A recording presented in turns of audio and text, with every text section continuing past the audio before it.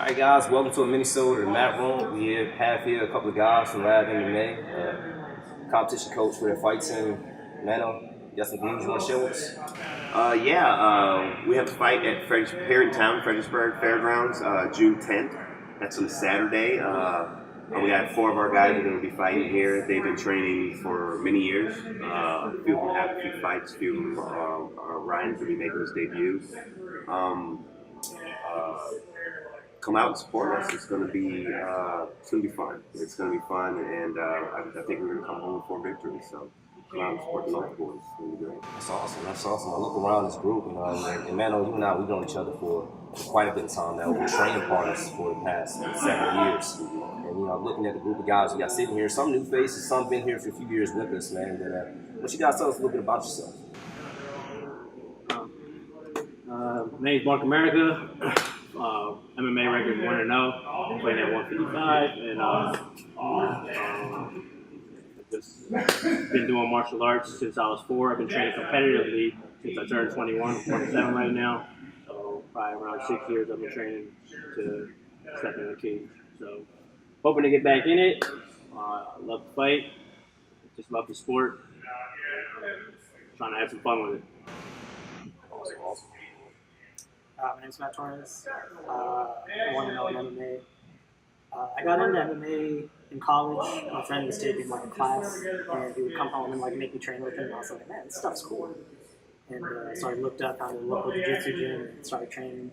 And decided I wanted to fight. So I started branching out, started learning different stuff. I told had to fight, and now I'm fighting in the gym. It's awesome, man. It's awesome. I'm Ryan Patterson, and I'm 0-0. This will be my first fight, my debut.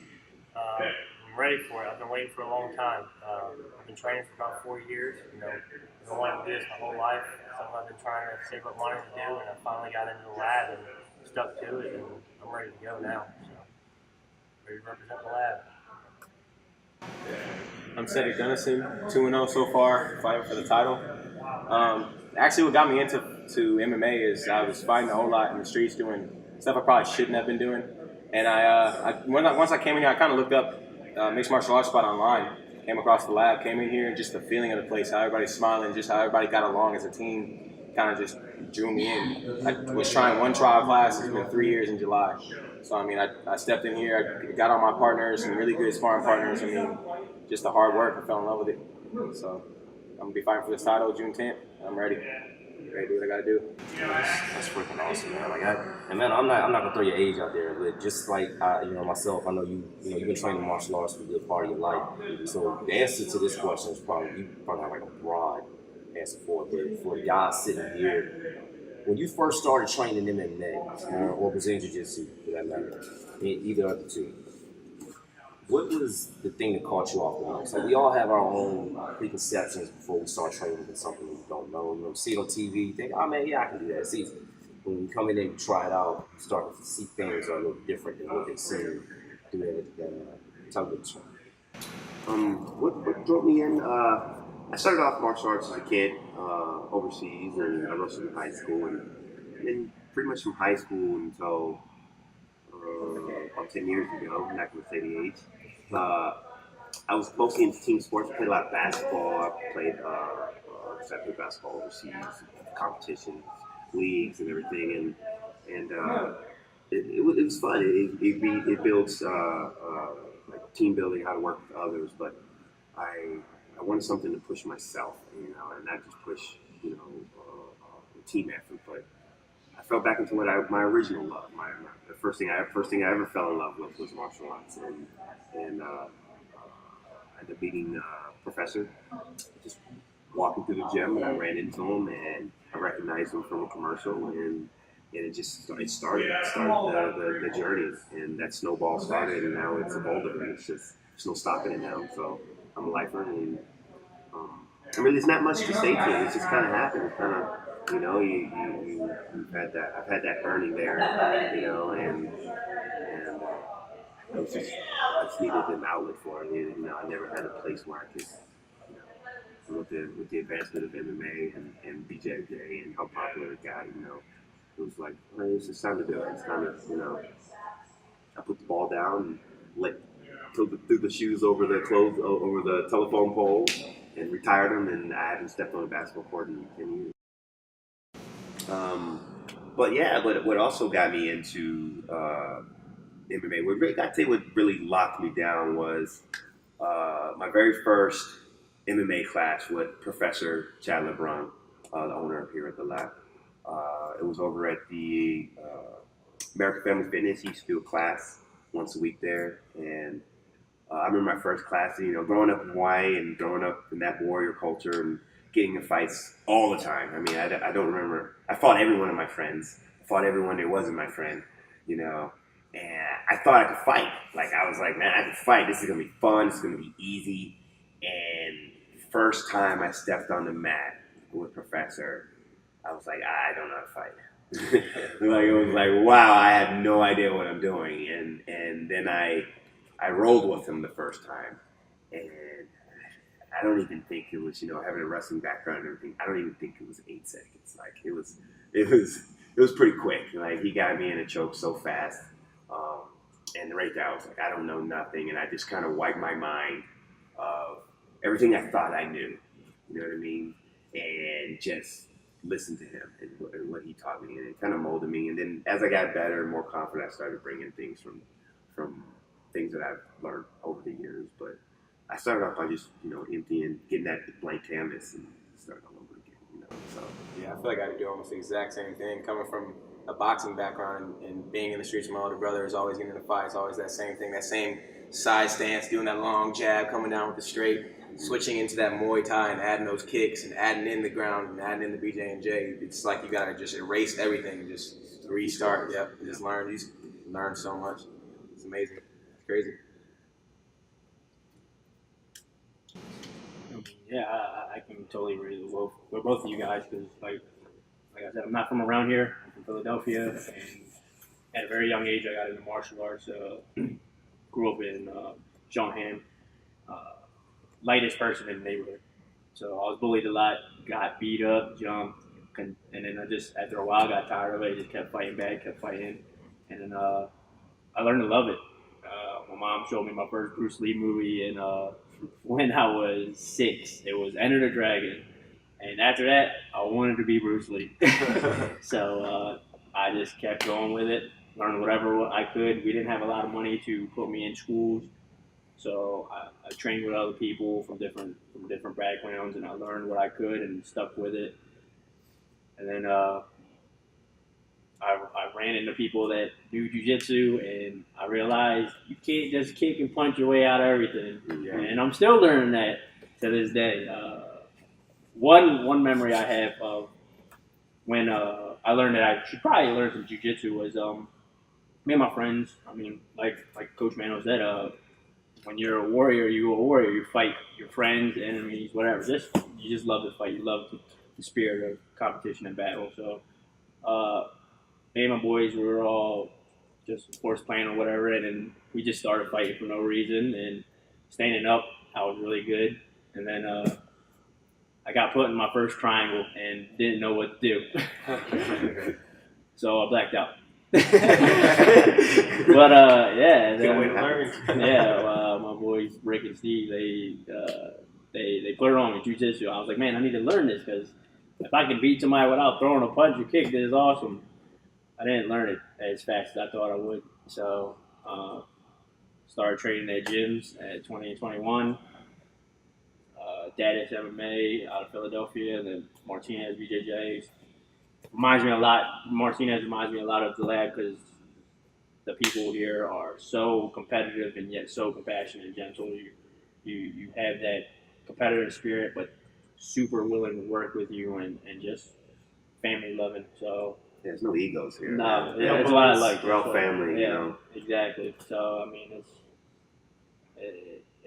I'm in it for the long haul. Martial arts is not a sprint; it's a marathon, and you gotta keep working on it. It's a lifelong journey, and I'm in it. So yeah, for me, I always thought martial arts were like cool. Like I grew up like Power Rangers, and then like a little bit older Dragon Ball Z. I was like, oh man, martial arts is cool. But then like I was a kid and I took a karate class, and we're doing all these like flips and like drills and stuff, and I was like, what do you mean I can't hit the other kids? Well, it's stupid, man. What's the point? And, you know, I got in a few fights as a kid, but, you know, I'm not from a bad area. You know, mostly it was just bigger kids trying to bully me, but I didn't get bullied a lot because it usually didn't end well for them, you know what I mean? So, but then my friend started taking this MMA class, and he comes home and he starts making me train with him. And I'm like, okay, that sounds like fun. And he starts beating my ass. And I'm like, I mean, not like, you know, like, but like jujitsu, you know, he's tapping me out and stuff. And I'm like, he's only been doing this for a few months. Like, this is the real deal. You know, I need to get into this. And I looked up, and there's this jujitsu gym, and the coach there is amazing. It's Daniel Thomas at Bodyworks Martial Arts. He's a world champion, but at Masters Division, because he started training pretty late in life. But super nice guy, and like he's what really brought me in, you know, because I met him and he was so cool, and the whole culture in the gym was so cool that it made the training that much better. And I think that's also what made me come here, you know, and stay here, is that everyone in the gym is so cool. You know, I never have to worry about anyone like bullying anyone or stuff like that. You know, because as soon as that happens, their ego's going to get checked. Yeah. Every time we see something like that, like, yo, look at that. Like, all right, I'm going with him next. Start catching him. I know what that is. You made a great point there, because I've been to several gyms in the last 10 years or so, and they don't have the same feeling that this gym has. You know, you walk in and you're like, oh, okay, this is the type of gym this is. You know, everybody's got their, you know, they got the ego. You can see what they wear their emotions on their shoulder, like on their sleeve, and you're just like, wow, these guys are teammates, and they don't like each other. You know, you got this guy clicking on with this guy, and it's just like, and you could tell because they weren't getting the wins. You had like one guy winning and everybody else losing, and I was like, this is not a team. This is everybody helped this guy win. And everybody else is just punching bag, and I was like, this is not what I want to be in, you know. And most of those gyms have closed down or they've moved because they just couldn't stay in business, you know. And just coming back here, man, it's like I was here, then I was gone, and I was here, then I was gone, and I'm back to stay for the last 5-6 years. I've been staying here. But yeah, it's I think what makes us like you know, the lifers, that first experience, and my first experience was Lab. So, you know, but I'm glad I had the Lab first, because I know if I would have had those other gyms first, I might not still be in it. Yeah, I find myself being here for a while, you know, because I see myself moving here in the future, but I'm going to hate leaving the Lab because, you know, everybody here, you know, it's family. And I remember the first time I came here is, because I'm a shy guy. I don't talk much. We all know that, right? I don't like to talk much, but, you know, Skylar came up and talked to me, and for a while, Skylar was the only guy that I really talked to until, you know, I left the beginner's class, started getting the jiu-jitsu class, the advanced class, and then that's when, you know, I really started meeting the people that actually live here, you know, good people that like to train and be around each other and stuff. Exactly. Kind of like with what Marc was saying too, it was crazy to come in here and being a striker. It's crazy to see getting tapped out. Like I remember Kevin slapped a triangle on me real quick, and I was like, "What is this? Well, I can't do anything." But like it's crazy. The whole BJ and J side of it, being able to take somebody's back, throw your hooks in, and slap a choke on them really quick, and get the tap that easy without having to work really hard through all the like brawling stuff is just amazing. Yeah, it's crazy. In the ranks, like we got some crazy guys over there on the mat. We got some people that are so technical. You do one little mess up, and it's like, damn. So it's just like you're going with these higher level guys, and it makes you so much better because you have to be so careful. You got to watch every little move, defense, offense, everything has to be put into one. And coming off that, you know, the competition, you know, getting in competition, that's what really gets people going. I remember Robert, he was pushing me so many times, get in the competition. And I felt after I competed in my first competition, my training level just shot up. Yeah. I know everybody else has seen that too, like competitors versus people that train here for fun. Your experience level just changes, goes up so quick. That's why every time I see somebody new in here and they're talking to me about it, I'm just like, you know, get out there and compete. You know, train a few months. After 3 months, so you know, get out there. You know, start doing it.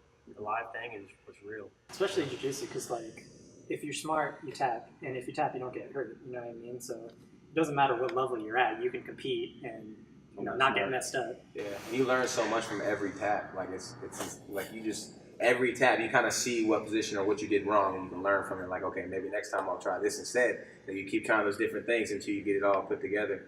Then all of a sudden you rank up or get into the next one, and you start getting better. Start getting people with your offense instead of getting stuck into that defense and trying to defend everything that's happening. Start working your own offense, and it's putting it all together. So it's like it's ever evolving, you know. Exactly. What works for me might not work for Marc or for Matt, but what works for Matt might work for me. You know what I mean? So you know, I try to take in the whole experience. So I try to spar or roll or wrestle or box or with every single person in here who wants to, because I know it's only going to make me better.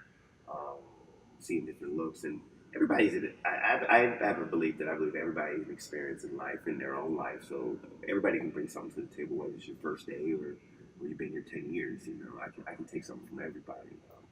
First day guy might show me a punch that I've never seen before, a way to throw it a little better. And I've had a guy who showed me, you know, he was in beginner's class, but he had boxed before, and he showed me a couple things to help set my punches up. And I mean, I took it as if he was, you know, 10-year coach of mine or whatever. I'm like, man, let me try that. And I just incorporated it right in my game. My game gets better. So I like to use the Batman analogy when it comes to MMA. You just put that utility belt. And every time you learn something, you just add something to your utility belt, you know? So if the grappling hook doesn't work, you got this, you got this, you got this. So. Yeah, I remember back in the day, almost like about 2 years ago, when you were talking about, like, with everything that you do, with every person you train with, act almost as if you know nothing. Yeah. So it's something to learn from everybody you go with. It doesn't matter if their skill level you feel like is lower, if they're in the beginning class, advanced class, whatever it is. Especially being able to work. Like, so if I feel like I'm with a lower level, you switch it up. I switch stance. You switch to something else. Try something new. Go for stuff that you don't normally do to learn something new. It all just works out. Well, it's like you can't make assumptions about somebody's skill level, you know, because they'll surprise you almost every time. Every time. Exactly. Like at my old gym, you know, I was getting ready for my first fight, and this guy offered to do some kickboxing sparring with me. And I was like, yeah, okay. But he was pretty chubby, so I like wasn't really expecting much. And then he high kicked me, and I was like, oh. Where'd that come from? And that's when I was like, you know, you can't base assumptions on somebody's looks, you know what I mean? Because you can have all the skill in the world for no matter how you look, you know. I agree with you, man. I feel like, you know, and a lot of that for me goes kind of into ego. You know, you start to get that borderline bad attitude or develop a bad ego when you got someone that's coming in, they want to spar with you, they want to roll, and you immediately assume, I'm just going to crush this guy. I'm like, nah, you can't do anything to me. Nah, he hasn't been trained enough. It's the worst mistake you can make. Yes. I see guys come to school sometimes, and out of respect for the head instructor, they'll put on a brand new white belt. Doesn't mean the person's a white belt. You find out really hard, real fast. You know, the same thing with guys that have been striking for years. We've had guys, you know, Jarrell came in here, man, been boxing for a long time. Nobody knew these guys' background. Came in here, was piecing up everybody. Well, most of the guys weren't in the advanced class. But even still, you know, legit boxers, he was good, man. Given Marcellus for one, I mean, he was good. I mean, you sparred with him a few times. Oh, yeah, his hands were lightning. Yeah. Oh, yeah. Jab. The jab pops out. Yeah. You never see it coming, you only see it when it's leaving your face. Yeah. Just like Marcellus, man. Yeah.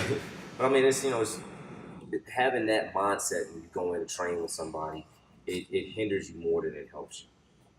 I like to treat brand new people that I meet as if they're rolling at my level. I might not come out going out the gate 100%, but I'm not going to play limp fish. I'm like, okay, I'm going to see what intensity he's going to go at, and I'm going to up it as he ups it. You're just getting to figure the person out. Same thing with sparring. If I come out swinging hard and I'm trying to take this guy's head off, he's going to be doing the same thing to me. Yeah. And he could be brand new. This guy could be a professional MMA fighter. You never know. But I really agree with that. You know, you got to really keep a perspective that you go to a different school, somebody might see your belt and say, oh, well, I know he's a blue belt, but he's not like our blue belts. Or, you know, oh, I know this guy's a purple belt or a brown belt, but he's not like our guys. You could be right. This guy could have just went to Worlds. You don't know. Mano, what's your take on that? I totally agree with you, what you're saying. It's the whole never judge a book by its cover, like you're saying. But, like, in here, man, it's so... We got everybody from all walks of life here. You know, we've got military, law enforcement, and maintenance and construction, and we got entrepreneurs and scientists and rocket scientists and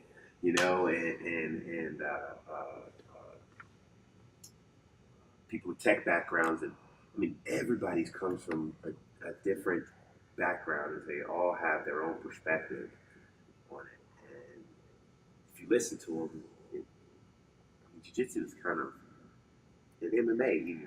It's kind of like it's life. You know what I mean? So like the way you treat somebody in here, I know I'm kind of rambling, but it's all making sense in my head, But I mean, I take how I've learned so much in here from the people in here and the experience in here, and I just take that and I just kind of push it out into my everyday life, and I've noticed I'm happier, and I've noticed that the people around me seem to care more for me, and I can't even go to work or go out my neighborhood with with sad face. You know what I mean? Because like I got people bending over backwards. Like, what's wrong? What's the matter? That's not you. They really care for me and stuff. So, and I know I wasn't the same guy before here. I wasn't that guy. And I'm that guy now. I like it. So. Yeah, mine is almost the same as that. That's one of the main things that made me stick with it. Is I've always had problems sleeping. Like it runs in my family. My dad has problems sleeping. It's hard. Like we have energy that just needs to be used. As soon as I came in here and started training and using that energy, I was sleeping better. I'm in a better mood. I'm not stressed out. Everything is just, it takes like all that energy and just puts it somewhere else. You come in here and hit the bag a little bit, spar a little bit, roll a little bit, get tapped out a couple times. After that, you don't have no anger left. You don't got no energy left to even be stressed out or anything. You're just calm. Somebody cuts you off in traffic, and I guess he was in a rush. You're not even mad anymore. It's like, oh man, I could have got mad, but I got choked out 6 times. So, I'm sure he has a reason. Yeah, he has a reason. He's in a rush. Go ahead, buddy. Yeah, that was one major thing that made me stick with it. It just helps a whole lot. That's the first thing I noticed. For perspective on everything, like you look at it, you're training martial arts, and it just lets you relieve everything that you had pent up, and then you're just like looking at everything with a clear mind. Clarity, yeah, definitely. And like that's what a lot of people don't really understand. And for people that don't really try it, it's like you don't understand how powerful it makes you feel. Like I've seen multiple people come up to me and like, man, you have some sort of confidence about you, and it's not like I'm going around like they got to whoop everybody's ass, but I'm just like I feel better about myself. Well, you feel big and you feel small at the same time. Like you see how powerful you can actually be, and then you also see how vulnerable and weak you actually are in the same moment. So, like I said, it's yin and the yang. It's a strange feeling. It is a strange feeling. I love it though. It's a strange feeling. I know how.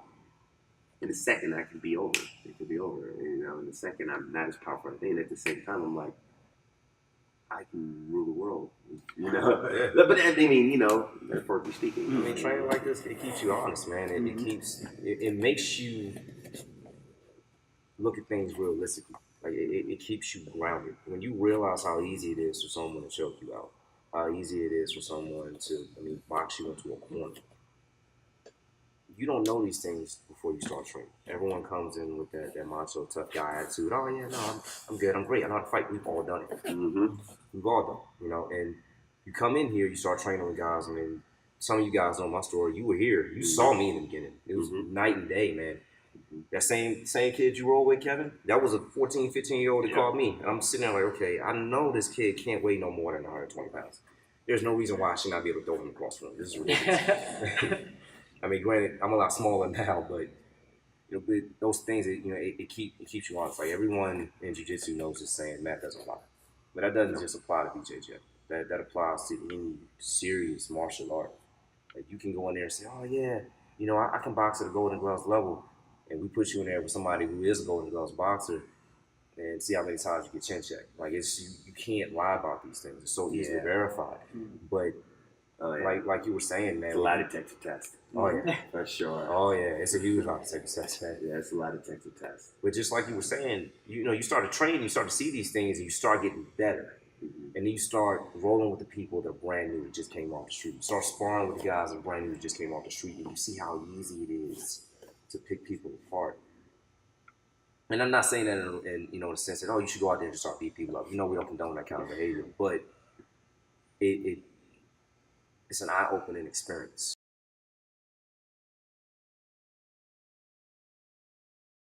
As people, especially when we're younger, we like to walk around with this feeling that we're invincible. We're the top of the food chain. Nothing can hurt us. Oh, I'll fight anything. If you feel like that, you're an idiot. I'm sorry, but I'm just keep it honest. I mean, it's seriously like we all know this. There's always gonna be somebody bigger. There's always gonna be someone faster. There's always gonna be someone stronger. The only reason we're the top of the food chain is because of tools. Take what you know in here and go fight a grizzly. Yeah. I'll do it. I don't care. I mean, might as well. Let's do it. But that's how we are. Me personally, I feel like that's how a lot of people are before they start training. They have this mentality of, I'm tough, I'm not going to back down from a fight. And some guys won't. You got a lot of guys that are all talk. They'll say they're going to do it and go in the other direction. You got some guys will step up and fight. They might get lucky. There's always this thing called puncher's chance. But that chance of them getting that lucky knockout drops drastically against somebody who's been You've been training for 3 months, 4 months. and trained. It's night and day. It's night and day. And that was probably the biggest scare I had when I started training. That was a really scary feeling when I became aware of how much I didn't know. Yeah, that's coming that in here with powerlessness. striking that. Yeah.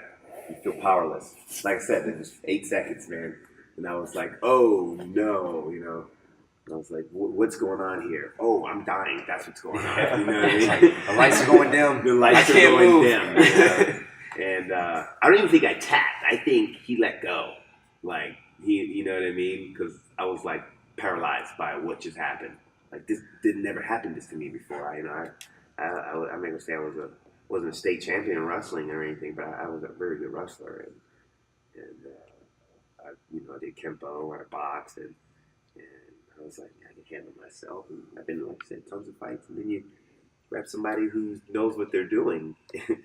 And it's like, I don't know nothing. It's like, holy, he could have done whatever. He could have made me scream like a baby. He could have made me cry. He could have made, if he wanted to, he could, So. It's like I was out with my friends at the bars in San Jose, and I have 3 friends that were all wrestlers. One of them's a heavyweight. My other friends been training MMA like me for a few years, and we go out to this bar. And this guy starts talking shit to my friend who's the heavyweight. He's a big guy, and he knows how to fight. And I'm just looking at this guy like, what is he doing? Like, and he's trying to escalate. My friend's just like, nah, man, like, it's fine, it's whatever. I'm kind of kind of hoping that it does escalate because I kind of want to see this guy just get trashed because he's talking all this crap, But my friend has the confidence because he knows he can kill this guy, and he doesn't feel the need to, verify his masculinity through fighting. Yes, very much so. And I think that's something that Synergy. only training can really give you. Exactly. Goes from that talking back and talking trash to just kind of chilling, like, okay. Because backing down from a fight, it is emasculating. You can say whatever you want, but as soon as they try something, you step past here, then I have to protect myself. But other than that, doesn't mean anything anymore. And I know that now. Whereas before I used to get fired up over there, They pound their chest, I pound my chest. But guys, back to what we started off with. We talked about the fights. A couple of guys, you already had a few fights. Ryan, this is your MMA debut. And it said you're fighting for a belt, right? Yeah, fighting for the 170 title. Is this your first belt? First belt. Nice. You excited for the opportunity? And I'm really excited. I'm ready. We're working hard along with these guys. Doing what we got to do, and I'm ready for this day. We got about 2 weeks left. I'm ready to go out there and do some work. I'm ready to get this. I mean, this is only the beginning. I don't feel like anything's gonna stop me as long as I don't get injured or hurt myself. I mean, I'm looking to be here in the lab for a while too. I know eventually I'm gonna move and get out of here, along with what Ryan was saying. But it's gonna hurt leaving the lab. I mean, being here is just amazing. Like we do hard work to get ready for these fights. Our camps, our enthusiasm and the drive. Like all of us training tonight, we push each other. We just go so hard to do it. And I feel I'm ready. I'm ready to take this belt, man. It's gonna be wild. I can't even imagine the feeling of it. Like I I can imagine. I can say, but it's gonna be crazy. It's gonna be mind blowing. Yeah. Visualize it and then go get it. Yeah, exactly. That's gonna be great. Man. I tell you what, if I ever win a belt, I'm taking it everywhere with me. I'm going shopping with it. I'm going to sleep with it on that night. Tank with it. Okay, what's up, guys? Just see Yeah, it. you're gonna show up to every friend's house with their aviators on and a Slurpee. Every time you leave, thanks for the cheese. Guys, I'm really excited for this group. I'm grateful for the opportunity to train with each and every one of you. I'm really happy to see you guys putting in hard work. I'm excited for what the future has to hold for you. Definitely looking forward to seeing you guys fight on the 10th. You know we're going to be out there in the crowd. I'm probably going to be back in the the corners. Or, I don't even know which room they're going to be in, but I'm probably going to be in there. We'll find out. We won't find out until till the few hours before the fight. Yeah, when they start separating corners and everything. So just remember moving forward, guys. Everything's a balance. Everybody here at the school, we're behind you 100%. But at the same time, don't forget as you progress, as you move forward, these same people that are behind you, they look up to you. You got it's not just your family, it's not just your friends, it's the guys in the school that have no idea who you are on a personal level. You're gonna see them all out in the seats. But guys, keep up the hard work. Thanks for stopping by and talking with us. Really happy to have you guys on. And for everybody else out there, we will see you at the Fredericksburg Fairgrounds June 10th. June 10th, Saturday. June 10th. Yep. 7 o'clock. If you're watching this and you're fighting any of us, keep them hands up. We're coming. We're coming. That won't save you. I'm just saying.